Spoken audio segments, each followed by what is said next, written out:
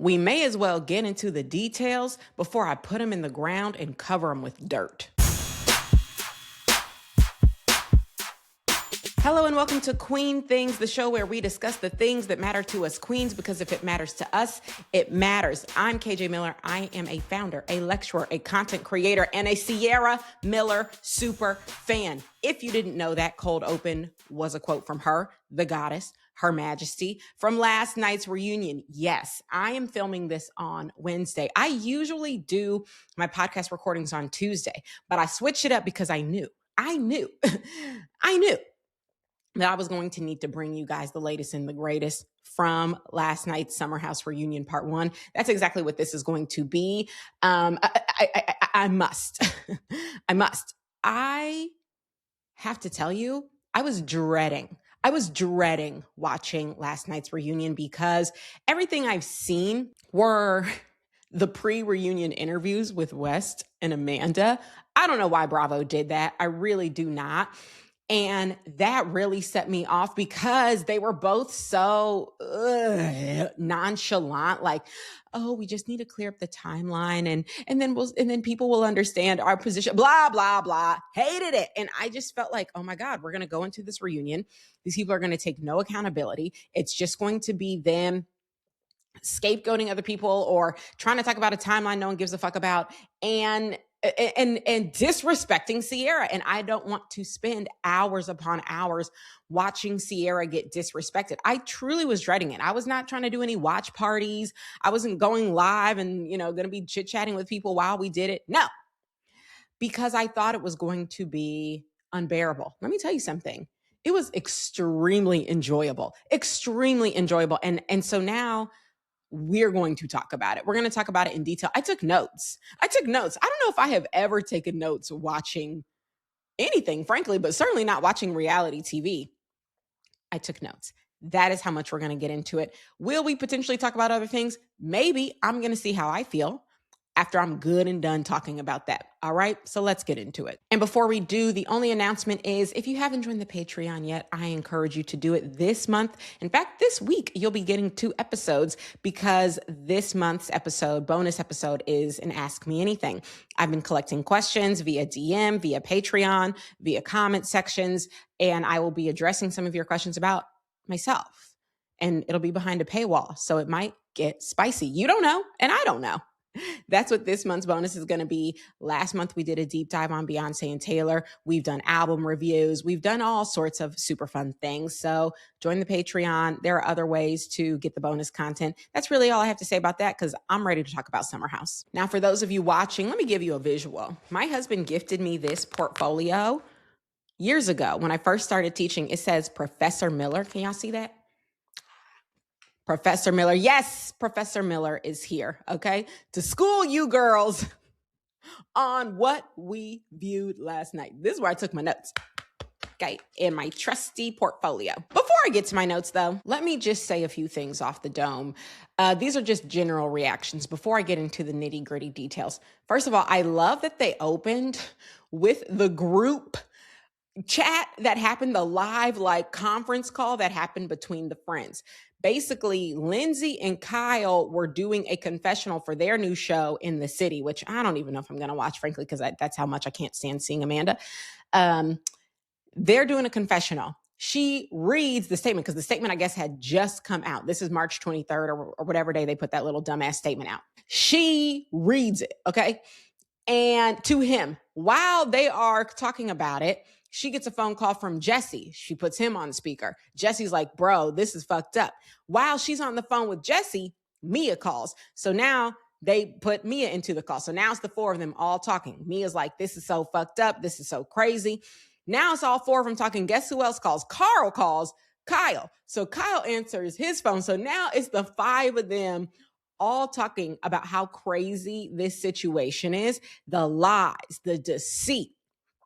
And I love that they open that way because what I believe it underscored is that this is a real friend group. If this had happened on Real Housewives, do I think Kyle would have called Erica? Sure. But then separately, I think Sutton would have called Jennifer Tilly. You know what I'm saying? Because like the Real Housewives, most of those franchises, it's very clear these women have been brought together to film a show. Some of them are close, some of them are not. Many of them do not talk to each other in the off season, right? Like it's not a real friend group. That is one of the things that I think has always made Summer House so enjoyable to watch is these are actual friends. Not all of them start as friends, but they really do become friends from living in the house. It's kind of that summer camp thing, you know, like we've all been to summer camp where after 1 week, you feel like you've met your best friend in the whole world. Living together will do that, and having summer memories will do that. And so one of the things that has always made this show so enjoyable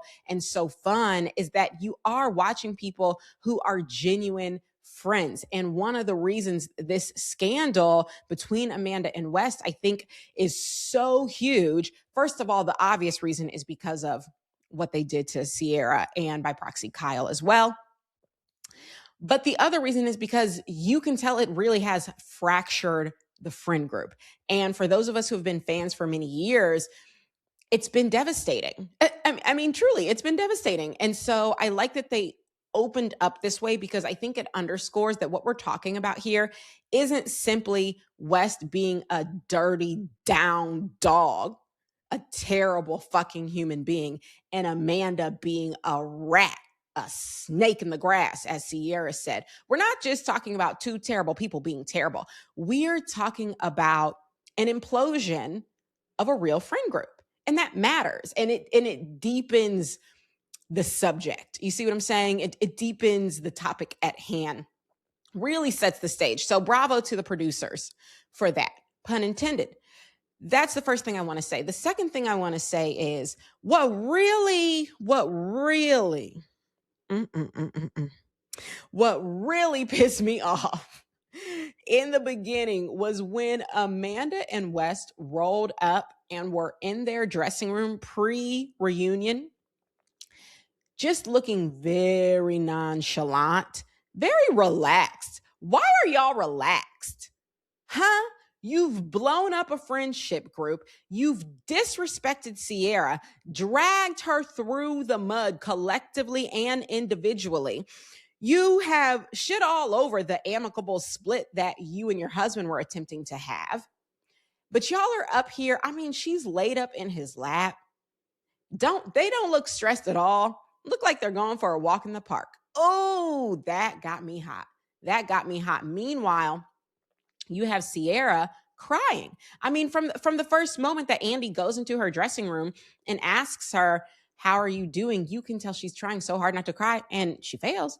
She does cry because she's feeling so hurt, so angry, so sad, so disappointed. I mean, all of these things, you are watching her feel them in real time. That's what she's going through, but y'all are laid up. Oh my God. That set me off. Okay, so I'm 60 seconds in, hot. I'm hot going into this reunion and still dreading it at this point because, like I said, like what I didn't want to watch, what I didn't want to spend 60 minutes doing is watching Ciara feeling hurt, feeling betrayed, and watching Amanda and West feel nothing, no remorse, no guilt, no anything. It was just the idea that that's how I was going to spend that time was really, really making me nervous. Thankfully, Ciara's a real one.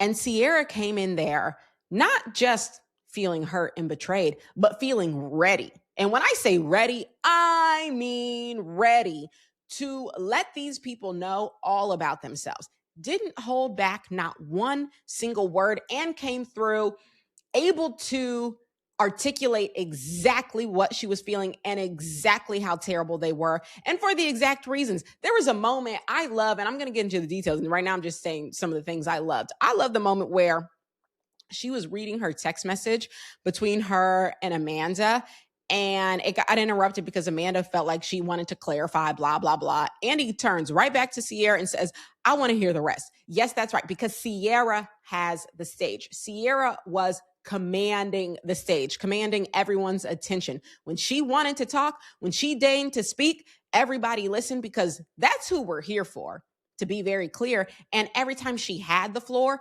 she was making a great point. I mean, I truly had nothing to be worried about because she was absolutely making it clear. Here's where you fucked up. Here's where you have me fucked up. Here's how you are no longer going to be playing in my face. Matter of fact, you're not going to be playing in anyone else's face because everybody here has clocked you. And we literally watched everybody clock them. We watched Carl clock them. Carl came in talking about, you should have apologized to Ciara and Kyle, period. That was like the first thing he said when he sat down on the couch. We watched Mia clock in. Mia said, it was so great. We had already heard this soundbite, but frankly, seeing it in real time was better because when she said to Amanda, what are you doing? It was coming off the heels of Ciara revealing that West had a girlfriend. He goes, it wasn't a girlfriend, but yes, we were dating, or yes, we were seeing each other. So he's saying, yes, we were seeing each other. Then Amanda says, and yes, I knew that. And that's when Mia said, Amanda, what are you doing? You went from being married to being one of West's side bitches? That's crazy. That's unnecessary. And it was just so well timed. Mind you, she doesn't deny being a side bitch, and neither does he. Wow. Again, we're early on here. Okay, so Mia's clocked in. Lindsay sure the fuck is clocked in. Lindsay said at one point, West, you're so good. I'm almost falling back into your trap because you're so good at getting people to like you, and you find these women who are so good and you use them to climb the ladder. You use them for clout. And then when you're done and you got what you want, you dump them. And you did it with Ciara. You're going to do the same thing with Amanda. So Lindsay was clocked in. I mean, everybody clocked in to read them. But Ciara was leading the charge, and she did it brilliantly, and it made it very enjoyable to watch. I like watching people get held accountable for their bullshit. That is fun to me. Probably wasn't fun for either of them, but it sure as heck was fun to me. Very happy that was only part one. I don't know if we're getting 2 parts or 3. I'm kind of assuming 3. I can't imagine Bravo would only give us 2 parts of this. So the fact that was just part 1, oh, thank goodness, because I am ready to clock back in to watch Ciara stay clocked in and read these people down and really and truly get the justice she deserves. I feel like I'm in court watching a lawyer cross-examine the witnesses and get the justice she deserves. And it's been very, very enjoyable. So let's get into some of the nitty gritties. Okay, so going back to the opening, when we're getting the opening scenes before they're actually on the couches, they're all sort of in their dressing rooms. One thing that I immediately appreciated, but was like a little surprised to hear, was when Andy said to KJ, have you spoken to West? And he said, no. Andy said, why? He said, we're not friends anymore. Said it very plainly. And I think we have known, because over these last few weeks, we have seen KJ basically make it clear whose side he's on. He's made it very clear he's on Ciara's side. And then he was on Watch What Happens Live and said like he really hadn't spoken to Wes. So it's clear that there was a real breakdown in the friendship between him and West. But to hear him just very plainly say, we're not friends anymore, when West is the person who brought him into this group and brought him onto this show, I thought that was honestly very powerful. I saw someone's take recently that they felt like KJ was doing too much. Like, oh, this didn't happen to you. Why are you so involved in saying so much? But this is what I'm saying. And it gets back to how I opened. This is a real friend group, and who genuinely care about each other. And one thing that we have learned about KJ is that he is very sensitive and he is very emotional. And he really appreciated the bonds that he made during this time on the show. He has struggled with depression for a very long time and anxiety for a very long time. This is someone who takes relationships and friendships very, very seriously. And he felt a real betrayal. And Ciara feels like a sister to him. So to watch this man betray her, even after Ciara had the conversation with the whole friend group on TV multiple times about everything she went through in public. This is not even to say everything she went through in private, everything she went through in public, having this white man degrade her this way and embarrass her this way, and all that put on her, for him to know that and to do it again, but do it worse because now it's with one of her best friends. I can very much understand why KJ would say, oh, you aren't the person I thought you were. We were friends because I didn't realize how much of a low down dirty dog you are. Now that I know, how can I be friends with you? How can I call Ciara my sister? How can I say that this is someone I truly love and care about, but I'm going to come dap it up with you and be cool with you treating her this way? Absolutely not. So I appreciated that just right off the bat, he was like, we're not friends anymore. Shout out to you, KJ. Another moment I enjoyed from that beginning scene was between Ciara and Kyle, because Ciara said to Kyle, she was getting emotional and kind of crying, I feel like I really misunderstood you that summer. Like I didn't understand everything you were going through, because you have to understand, again, Ciara spent the whole summer, she has a real friendship with Kyle, but she spent the whole summer having Amanda's back because she is a girl's girl through and through. And she saw the hurt that Amanda was going through and wanted to really be there for her to an extent where she basically didn't show up for Kyle, even though I would argue there were moments where she really did try to show up for Kyle as well. Like I think when she was talking to both of them about potentially separating, I actually think that was her trying to show up for both of them as a friend for both of them and say, listen, what's clear is you two together is causing too much pain. It's not working. So take some time apart. I actually think Ciara was trying to be a real friend to them both. However, I do understand she also was prioritizing her friendship with Amanda. So her saying in that moment to Kyle, getting emotional and saying, I feel like I misunderstood where you were and where you were coming from. I thought that was a very real moment. I'm happy she got to have that moment with him. I think Kyle's in a tricky place because Amanda isn't a side bitch to him. Amanda is his wife and someone he was in a relationship with for 10 years. And so, of course, he still cares about her. He is not trying to completely burn the bridge with her the way Ciara knows that that bridge truly is burned. So it's going to be a little tricky, and we see that cropping up at the end of the reunion. However, I appreciate that both of them care about one another and care about their friendship enough to have like that real conversation as well. So I appreciated that moment. And just to get back to what I was saying about how chill West and Amanda were, I wrote a note. West literally said when he got into the room, the dressing room with Amanda, he said, I feel zen. What? You feel zen? Are we at yoga? What are you talking about? You have blown up a friend group. You have disrespected this Black woman on TV publicly again for the umpteenth time. You have lied to every single person in this room. And you feel zen? Is he a sociopath? It feels sociopathic. It feels like certifiable. What are you talking about? This is someone who I think has fooled so many people for so long because he seems like just a charismatic, cool guy. Turns out he's a sociopath. He has no feelings. He doesn't care about any of these women, Amanda included. Amanda right now, I think, is a nice little shield for him because he did this really shitty thing. The only way to make it look slightly less shitty is to stay with her, because then you can argue it's a real thing that we've nurtured that came out of friendship and caring for one another and protecting one another. That's the only way he can keep a tiny bit of heat off of him, is if it looks like they really want to be together. When, sir, we know you don't. We know you don't. She is a wet blanket. I mean, let's be honest. I don't even feel bad saying that. I really don't.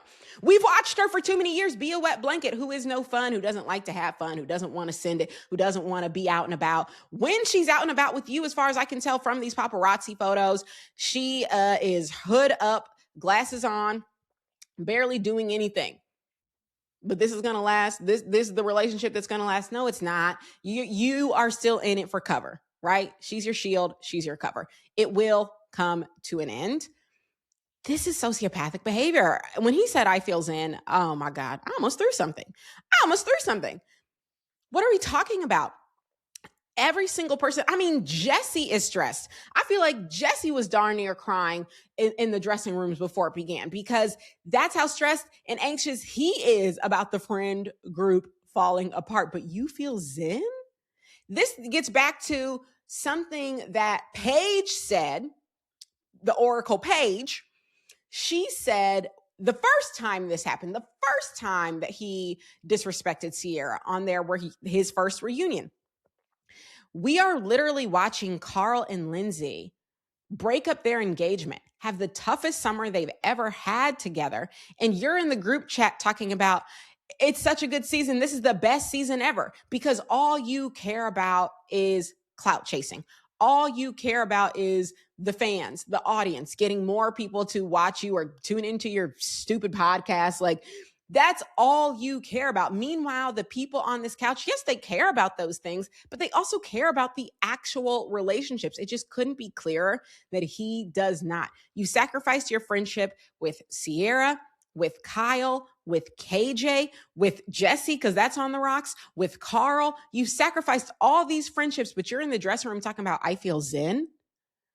Yikes. That is the sort of person, keep that away from me. I would never, ever want that sort of friend in my life, because it's not a friend. This is someone who only cares about themselves, cares about how they're being perceived, and cares about going out and getting drunk. That's all you care about. You have all these people telling you in certain terms exactly what you did, why it was wrong, and why it was so hurtful. But you're sitting up here talking about, I feel zen. Blew my mind. So let's get into when they finally make their way to the couches. First and foremost, when Ciara walks in, of course, she walks in last. Everybody else is already seated. When she walks in and doesn't even turn her head, because she walks directly past West and Amanda. I'm telling you, people in production must have planned all of this. Walks in, because she could have come in from the other door. Some people came in from the other side. No. She came in from the right side so that she would have to walk directly past West and Amanda.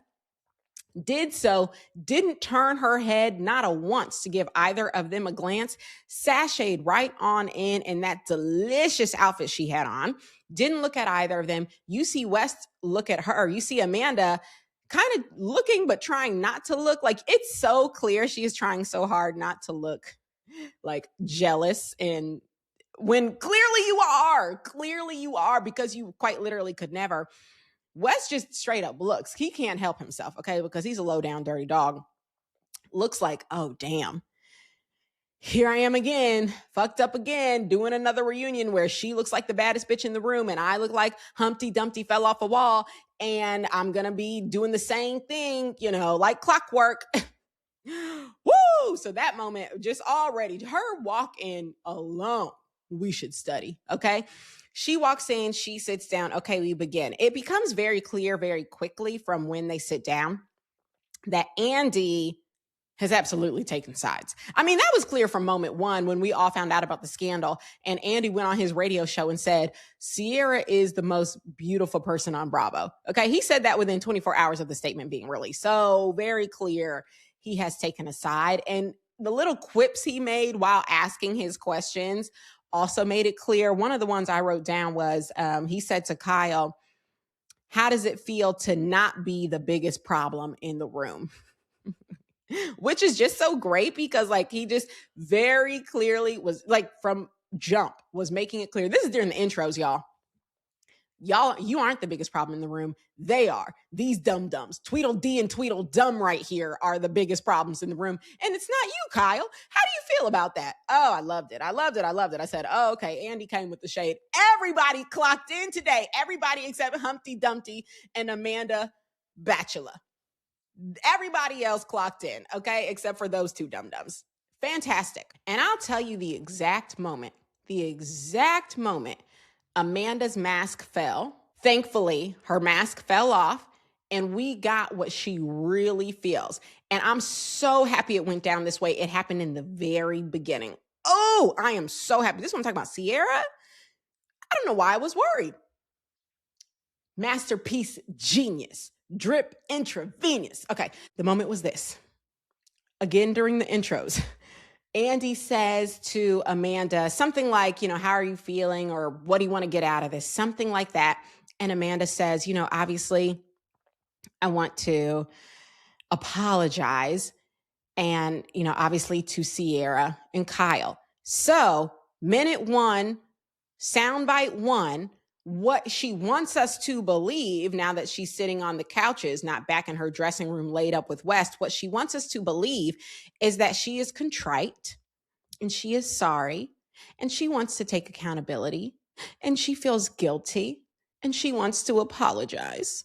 That's what she wants us to believe. But Ciara says, oh, I'm happy she can say our name now. First, she says it to Kyle. Amanda hears it and says, what? Then she says it very clearly to her, I'm happy you can say our name now. And that is the moment it became clear to Amanda, oh, my sad, apologetic, contrite act isn't going to work.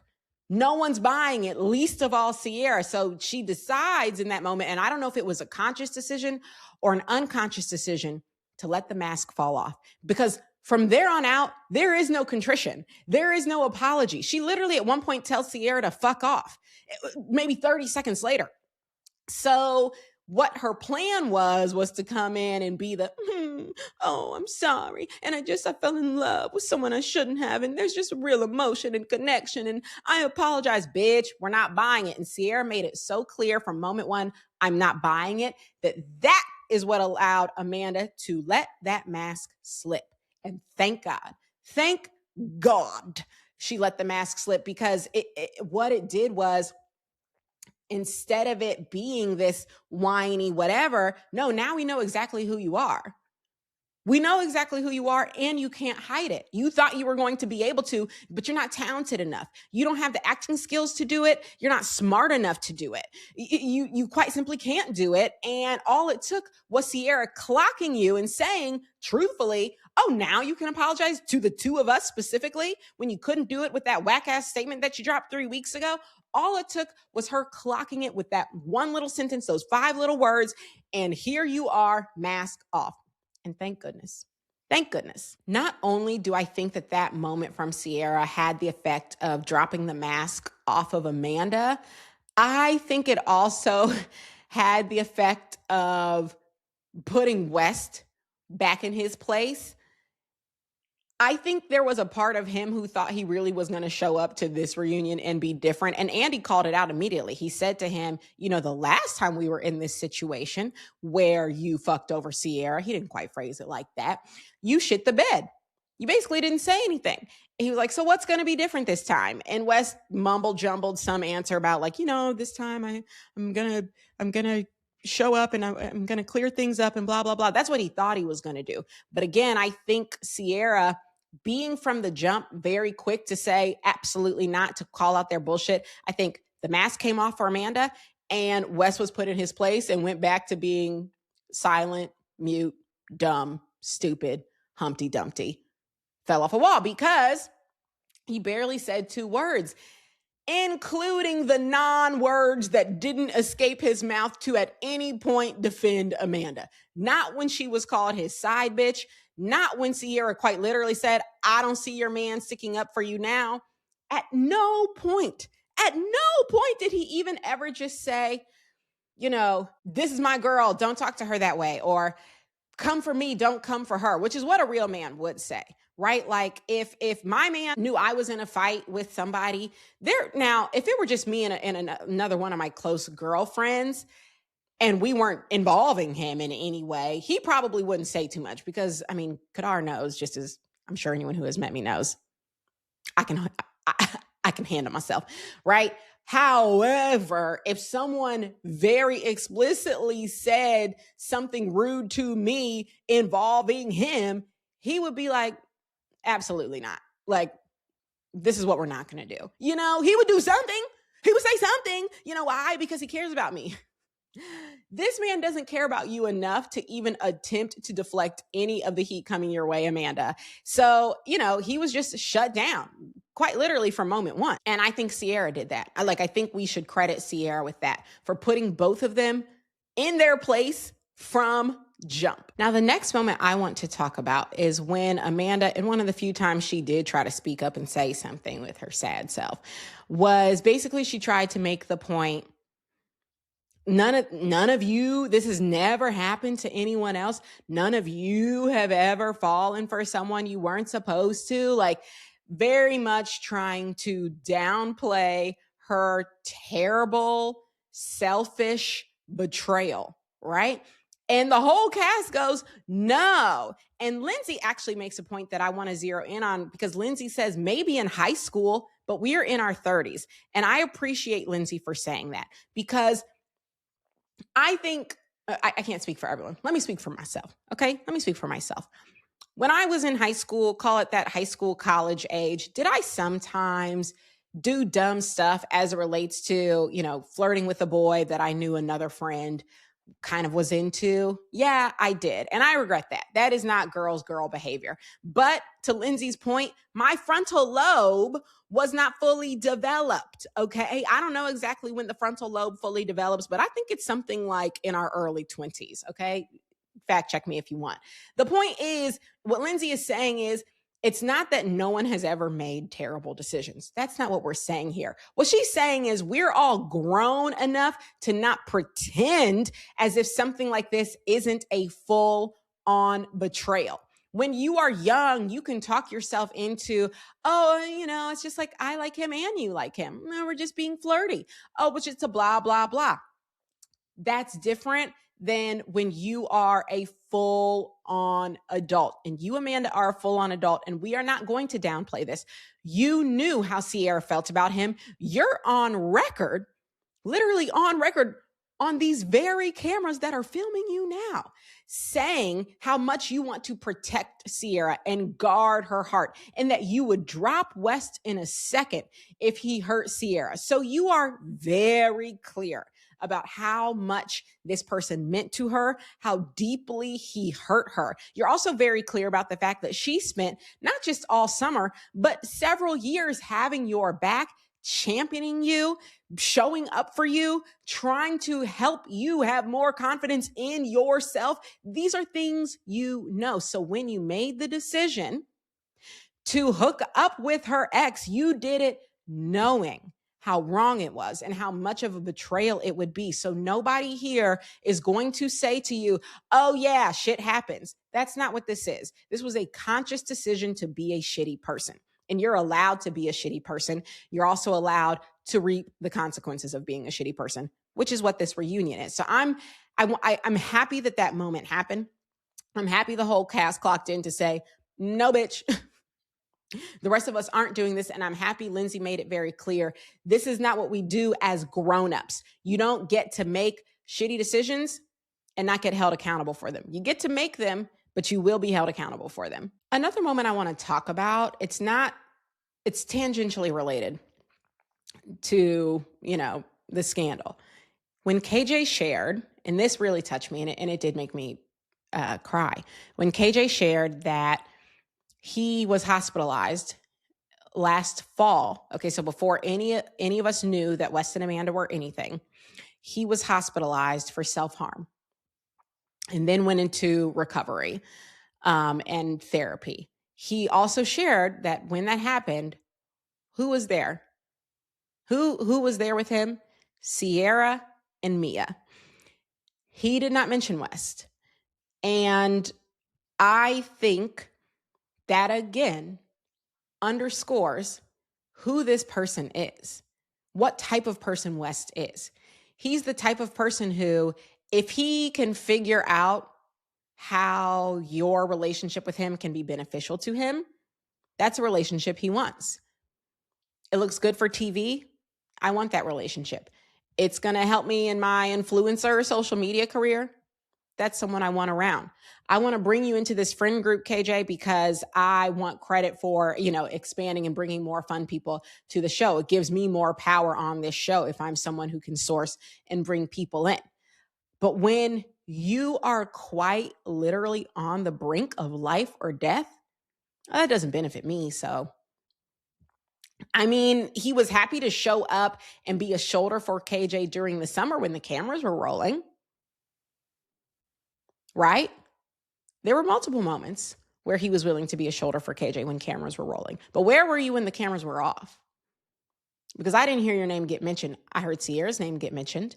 I heard Mia's name get mentioned. Ciara is a real ass person. And this is another reason why I think West can't be with her, because she's real and she can see you and see you for who you are. And he doesn't want to get close to someone who can really see him. Mm, mm. But I very much appreciated that moment that KJ shared. And I'm so happy to see that these three Black people on this show can like show up for one another in that way. It can be really difficult being a Black person in a primarily white space. And I don't just mean Summer House, the show. I mean Bravo, as in the Bravo sphere. It is primarily white, very white, and in some ways racist white. Now, we know Southern Charm has a lot of MAGA. I think that whole cast of Rhode Island just looks extremely MAGA. I tried to tune into the first episode. I said, absolutely not. I think it can be a very unsafe space to be Black, not to mention they're going to the Hamptons every summer. My God. So I'm happy that the three of them have each other and happy that Bravo made it happen. It took them, 10 years of Summer House to let more than one Black person be a real cast member. I guess they did have a couple other folks. They did have a couple other folks, but not three, not at the same time. So love that moment. So now I do want to spend a little bit of time talking about the timeline. And I do think we're going to get more quote unquote details on the timeline in part 2. But for two people who came in talking about what they really wanted to clarify was the timeline, here's my question. Did we get more clarity? Because according to what they said at the reunion, it started in February. West made the first move, February of this year. West made the first move. But by the time they put out that statement, which was like end of March, they had not yet slept together. They had hooked up, but they had not yet slept together. And they didn't start sleeping together until after the statement. That's the timeline that y'all want us to believe. I'm sorry, but it just sounds cuckoo crazy to me. You put out a statement, a joint statement about someone you were making out with?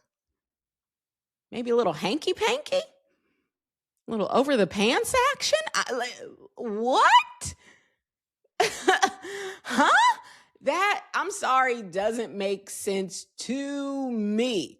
We've made out a couple times. We haven't even slept together. Now, I'm no expert on this because I met my husband when I was 18 years old. Literally, I fell in love with him probably. I was in love with him probably from moment one. But I do not have any experience dating in my 30s, okay? I'll say that. I got married when I was 29, okay? So I'm not an expert. Seems to me you wouldn't even call it a thing, really, before you slept together. If you're people who sleep together. I know there are some people who don't sleep together until they're married. But seems to me if y'all haven't even crossed that threshold, we wouldn't even really be calling it anything. But you did and made a whole statement about it. I don't know. If this is the timeline clarification, let me tell you, it feels unclarified. It feels unclarified because that quite simply strains credulity. Okay? We're not buying it. The other thing is, given that there were blinds going back months, to Kyle's point, there were blinds going back all the way to June 2025. You guys were getting handsy and saying, I love you on camera in July of 2025. But you're telling me, despite all these rumors going around, nothing happened until February. And then the thing that happened in February wasn't y'all sleeping together, just a little hanky panks, but it was serious enough to release a statement. We're not dumb. You must think we're all collectively so stupid. Given that you already have told so many lies, I feel now's the time to just be 100% truthful. And it feels very clear you're not being 100% truthful. So what was even the point of putting all of this stock in? I want to clear up the timeline. Nobody's buying this version of the timeline. Nobody. I don't even know if y'all are buying it, because even as it was coming out of Amanda's mouth when she said, like, we didn't sleep together until after the statement, when I looked at West, when she was saying that, it didn't look convincing to me. I don't know. Didn't look convincing to me. I do also want to talk about Ciara's statement to West. This was the best type of revenge you could execute. I agree with her. I do think West has been plotting on this woman, and I don't know if it's conscious, again, because I think he's a sociopath, and I think he is always looking for what's the version of events that's going to be most beneficial to me. I think that's how he moves through the world, and I think that's how he assesses relationships. And so I think he wanted to get back at Ciara, because now an interview has surfaced from him saying before filming began in June of last summer, he was asked on some interview he was doing, who would you fire? His first answer was Ciara. He's like, because, of the awkwardness. So clearly you don't care about this woman. You don't care about her feelings. You don't care about this being her primary source of income. What you care about is how awkward you feel and how fans relate to you when they watch you doing your fuck ass behavior. And if she were gone, people would react to you better, you think, right? So we already know that that's how he feels. And I think as he was pursuing Amanda, he was thinking, what is, again, maybe not consciously, of a way to hurt Ciara, because he feels like she hurt him. Isn't that twisted? You dogged her out, but because fans dislike you for that, you think she did you harm. She's the one who should get fired. She's the one you should get revenge on. She's the one you should spite. So why not sleep with her best friend? I agree with Ciara on that. Again, I don't know if it was conscious. I certainly know he would not phrase it that way, but I agree with her. He's shown that he feels like the injured party,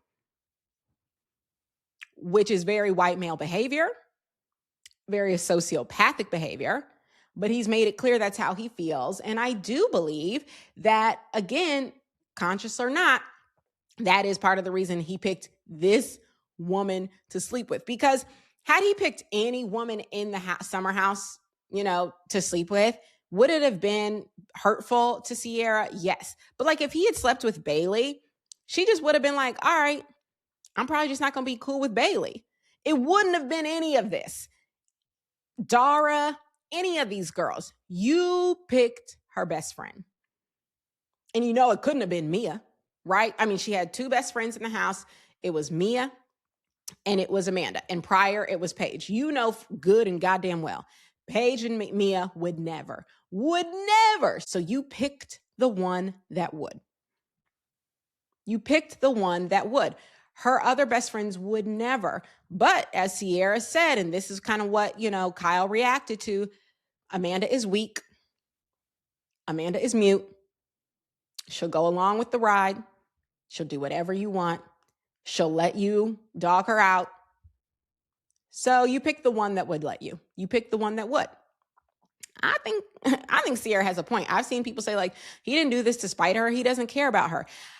I think he did do it to spite her, not because he cares about her, but because he feels like he's the injured party. And this was a way to get back at her. And also, he's a dog and a sociopath. I think all of those things can be true. Multiple things can be true. He's a dog, he's a sociopath, and he feels like the injured party.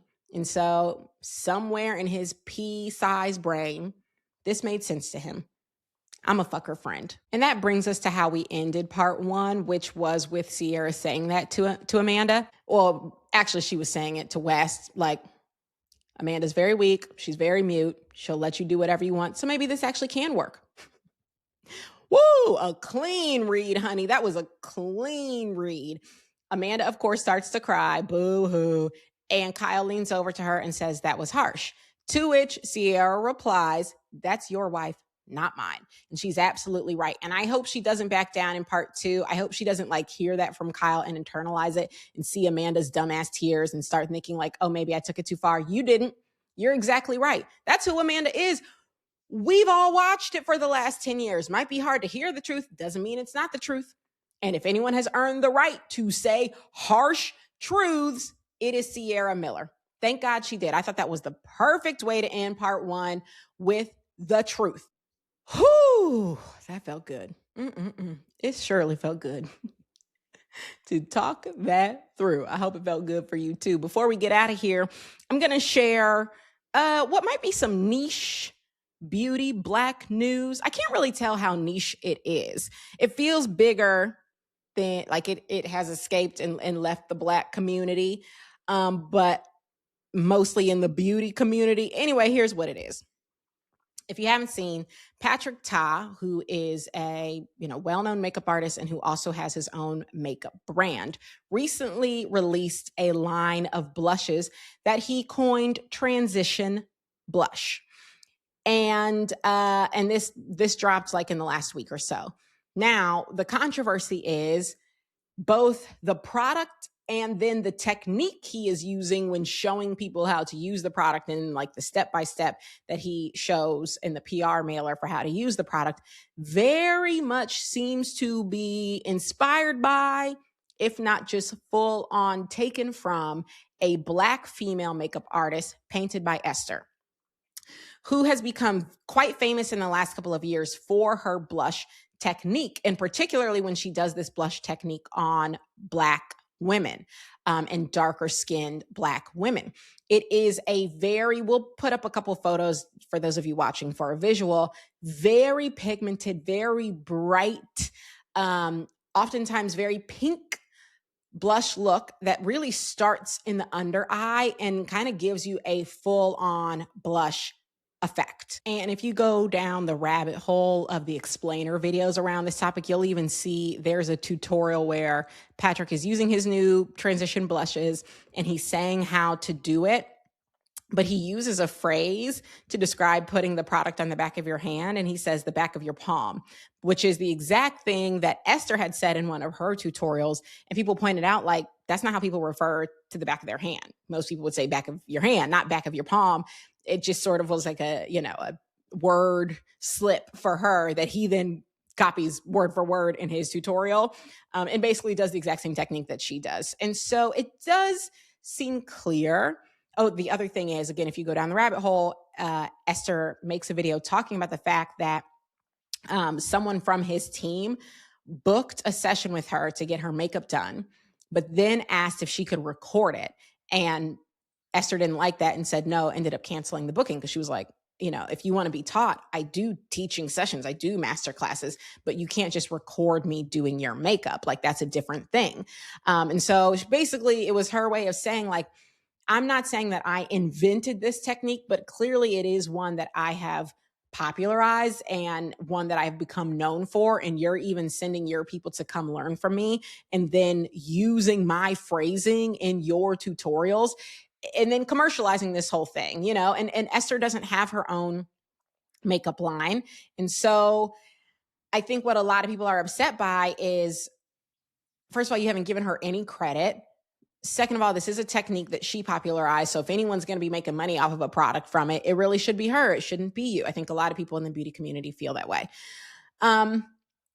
And then on top of that, another person who has sort of gotten kind of dragged into it is Jackie Aina. She often does when people are talking about makeup, particularly anything to do with makeup in Black women.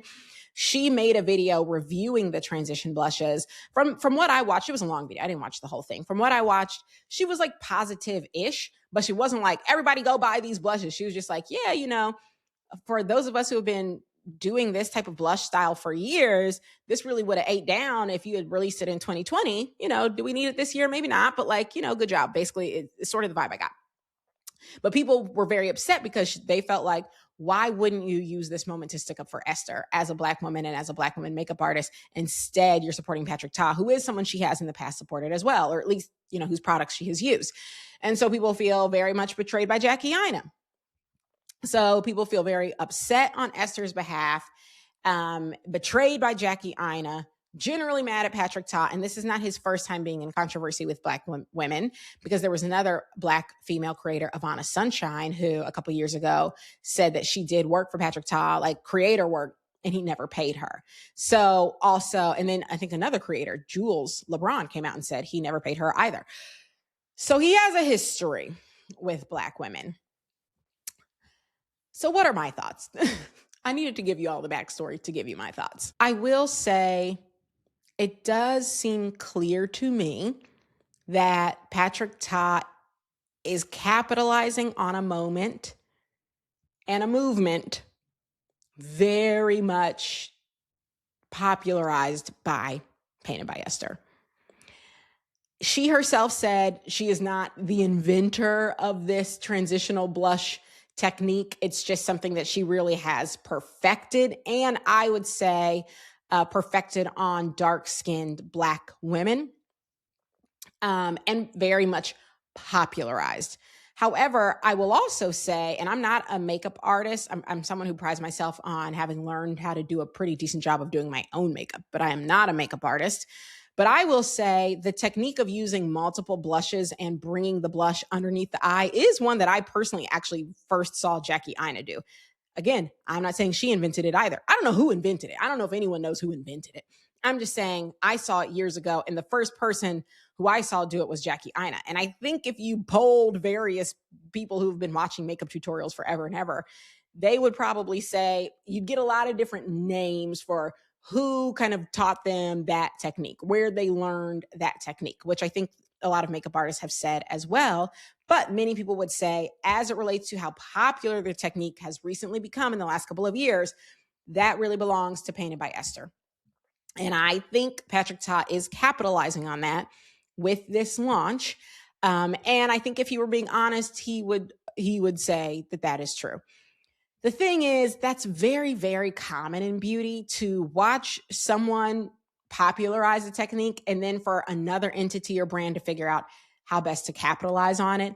That is very common. That doesn't make it right, but it is very common in the industry. I mean, I've seen it with a lot of things. I remember, actually, a founder who I later became close with, Emily, she founded, do y'all remember when everybody on TikTok was taking their bathrobes and using bathrobes to curl their hair? Not the whole robe, the belt of their bathrobe. They would wet their hair at night, take the belt of their bathrobe, and then, wrap their hair around and then tie the bathrobe in the back, right? Basically to do heatless curls. That was very, very popular on TikTok and like maybe during the pandemic or something. And then Emily, my friend Emily, founded a company called Robe Curls because she saw that take off, invented a product, commercialized it, and now she's doing millions of dollars on that product, okay? She was not the inventor of the idea, but she is the person who commercialized it and turned it into a thing. And there are a million different types of heatless curls, but she's literally called it Robe Curls, okay? This is not uncommon in the beauty industry. And so I will say the way I felt about it, having seen all of this, was I do think Patrick Ta, at the very least, should have collaborated with Esther. But he didn't want to do that. And I think we've seen him not give Black women their flowers. And so that wasn't surprising to me. But I do think that's what he should have done in this instance. Had her collaborate. It's very common when brands launch to have influencers be the face of that launch. I think he could have done that, or at the very least given her an influencer contract. He didn't do that. I think that was a misstep on his part. But him playing the commercialization game of turning a trend into a product, that is quite literally what typically happens, So I don't know that I can fault him for saying, oh, this trend right now is very, very hot. Let me jump on it with a product. I don't know that I can fault him for that. What I do take issue with him not doing is giving credit where credit is due and taking it as an opportunity to collaborate. I think that would have been nice. As it relates to Jackie Aina, it's no secret I am a fan of hers. I have worked with her before. She has made videos about Minted. In a lot of ways, I feel like she helped put Minted on the map. So I like Jackie Aina. I will continue to like her. And, it doesn't mean that every single take that she has is a take I will agree with. But some of y'all like to try and throw Jackie out every 30 business days. It feels like anytime she does something that is even a little bit, not kosher to y'all be trying to erase her whole history when she has such a long, extended history of putting Black women on, Black women founders, Black women creators, like Black women makeup artists. She has such an extended history of doing that every time she has anything that you deem a misstep, y'all be trying to throw her out entirely. I don't agree with that. However, I understand wanting to hold people accountable. And if this is something you feel like was a misstep of hers, I get that. To me, it felt like she has a relationship with Patrick Ta. She doesn't necessarily have one with Painted by Esther. And I don't know that she personally would agree that Esther is the person who popularized this technique. I don't know if she would agree with that. If Esther isn't the person she learned it from. Again, she's the person I learned it from. So I just, to me, it feels like there's more nuance there than sometimes I think people are willing to ascribe to Jackie. But I get it. If you felt like this was a misstep for her, I totally get that. And you're allowed to want to hold her accountable. It just feels like a lot of times what I see is people like completely trying to throw Jackie out every time she does something they disagree with. And that's just never going to be me. I have met her. I have worked with her. I have known her to be someone who is principled and who does truly stick up for Black women all the time. That's what I know of her. So those are my thoughts on that. And that's my thought on all of it. And I hope that felt like a fun way to end with some good Black news in the midst of all this Summer House drama. I hope you guys enjoyed the Summer House reunion. I want to know what you think, what you thought. Do you agree with me? Were there other moments that you felt like really were important for us to discuss maybe when we do part 2? Because I will be hitting you with part 2 next week. Let me know what you'd like to see, and I'll see you next time.